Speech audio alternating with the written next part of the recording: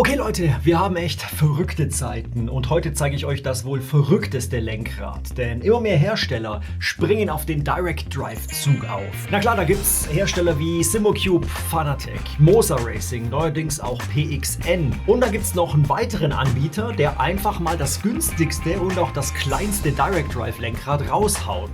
Das Camus C5. Das Camus C5 sieht aus wie ein, ich sag mal, normales, gehobeneres Lenkrad.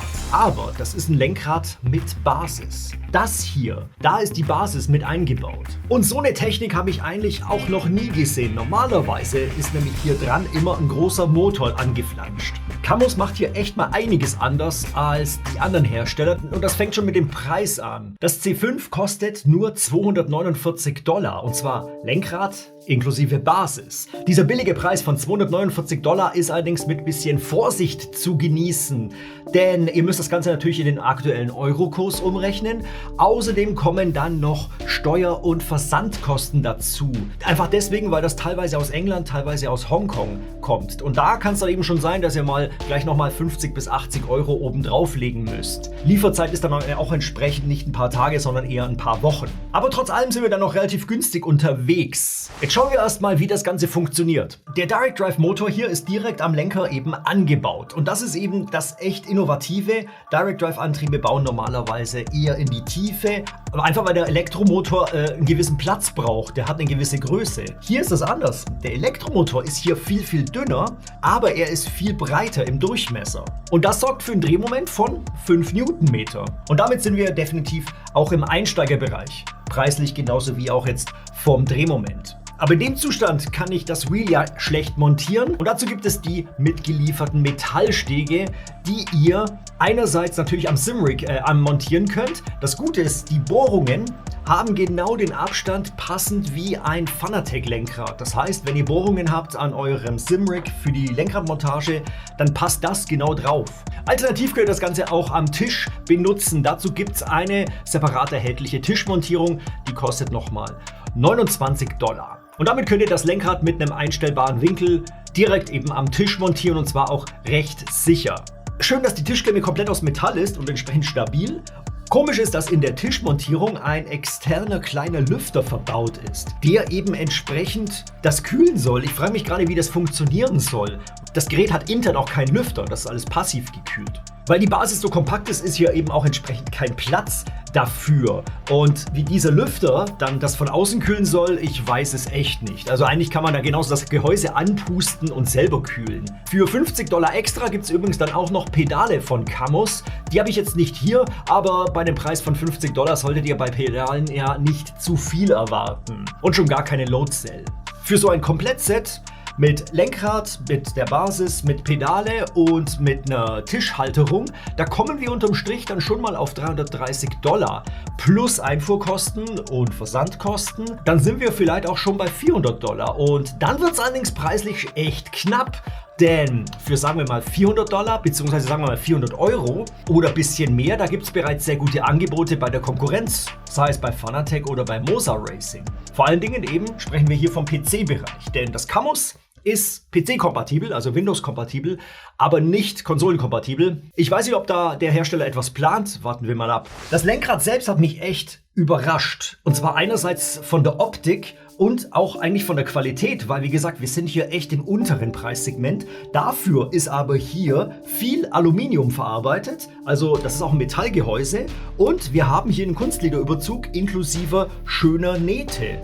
Und das Ding fühlt sich echt gut an in den Händen. Das erinnert ein bisschen ans Logitech G29 und G923. Ich finde aber, es wirkt ein bisschen hochwertiger tatsächlich. Der Durchmesser ist allerdings dann genauso. Wir haben hier 280 mm. Das ist genauso wie beim Logitech. Die Knöpfe fühlen sich auch gut an. Übrigens sind extrem viele Knöpfe hier untergebracht. Das seht ihr auch im PC-Setup. Dazu kommen wir gleich. Außerdem gibt es am Lenkrad noch 3 Drehknöpfe, die auch sich gut schalten lassen. Die sind ein bisschen klein geraten, aber nichtsdestotrotz gut zu bedienen. Wirklich winzig sind die Schaltwippen an der Rückseite. Das sind die kleinsten Schaltwippen, die ich jemals gesehen habe. Die sind so ungefähr 4 x 1 cm groß. Aber interessanterweise schalten die sich ganz gut. Hier ist allerdings die Gefahr, dass ihr dann daneben greift. Aber nichtsdestotrotz hat das in der Praxis ganz gut funktioniert. Und obendrein gibt es dann auch noch eine LED-Leiste für die Drehzahl und eine LED-Anzeige für die Geschwindigkeit. Außerdem schön, dass das Lenkrad schön glatt läuft. Denn bei einigen Direct Drive Lenkrädern merkt man so eine leichte Rasterung durch den Elektromotor. Hier aber nicht. Das Camus läuft extrem sauber und glatt. Und das ist somit auch der größte Pluspunkt, den ich an dem Teil gefunden habe. Das Fahrgefühl erinnert total an ein Fanatec CSL DD, das ja auch standardmäßig 5 Newtonmeter hat. Nur dass der Lenkerkranz eben kleiner ist. Die Effekte sind allerdings erstaunlich gut. Einerseits gibt es eigentlich einen, ich sag mal, ausreichenden Gegendruck. 5 Newtonmeter ist nicht besonders viel, da könnte mehr gehen. Aber die Effekte, die kommen sehr, sehr feinfühlig rüber. Stichwort Curbs, das merkt ihr echt gut. Und entsprechend habt ihr auch ein gutes Gefühl dabei, eben mit dem Wagen zu fahren. Passend zum Lenkrad gibt es von Camus auch die passende kostenlose PC-Software. Und hier könnt ihr gleichermaßen die C5 Base und das Wheel updaten und auch gleich verschiedene Racing Games starten. Hier werden eben die gängigen Spiele unterstützt. Das Interessanteste ist hier natürlich, dass ihr die Parameter einstellen könnt. Einerseits den Lenkeinschlag, dann natürlich auch die Stärke des kompletten Wheels, die Dämpfung, die Friction und die Natural Inertia Werte. Also das sind so Standardwerte, die man sinnigerweise eigentlich auch für jede Simulation einstellen sollte. Und das sind meine Werte, mit denen ich dann gefahren bin. Und das sind auch die Werte, mit denen ich ein richtig gutes Fahrgefühl bekommen habe. Zudem könnt ihr hier auch noch checken, dass alles korrekt funktioniert. Und hier seht ihr auch, dass das Camus Wheel massenhaft Buttons hat, die ihr dann entsprechend in der Simulation belegen könnt. Von Camus gibt es übrigens auch eine Mobil-App, wo ihr auch genau dieselben Werte nochmal separat einstellen könnt. Vor allen Dingen ist das praktisch, wenn ihr das Spiel bereits am Laufen habt und nebenbei on the fly eben die Werte am Lenkrad ändern wollt.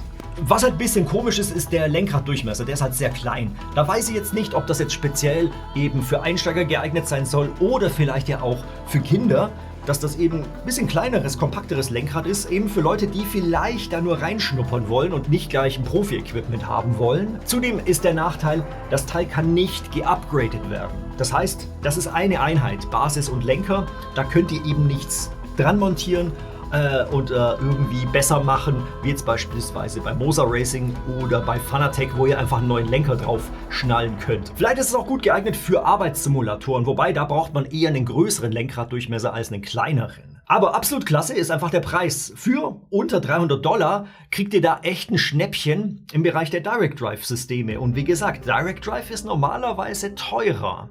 Außerdem gefällt mir das kompakte Design tatsächlich, obwohl es am ersten Blick total bescheuert aussieht. Aber auf den zweiten Blick finde ich es jetzt immer schicker, vor allen Dingen, wenn man es in den Händen mal gehalten hat und sich denkt, ja, eigentlich ist das doch ganz wertig. Alles ist eben im Lenkrad hier mit integriert und das hält eben die Kosten auch niedrig. Und ja, es erleichtert eigentlich auch den Transport. Und trotz dem günstigen Preis gibt es hier eine recht gute Ausstattung und auch eine recht hochwertige Verarbeitung. Ihr habt einen Carbon-Look auf der Vorderseite, ihr habt eine Unmenge an Tasten und ihr habt Schaltwippen, die echt mini sind, aber die trotzdem gut funktionieren. 5 Newtonmeter Drehmoment, da könnte natürlich noch mehr drin sein. Vor allen Dingen eben, weil ihr das Gerät nicht upgraden könnt.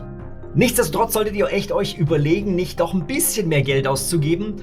Fanatec und Moza Racing haben aktuell echt gute Einstiegsrabatte am Start. Und da seid ihr eben auch mit, sagen wir mal, 400 bis 500 € mit dabei für ein Komplettset, wo ihr richtig gut fahren könnt damit.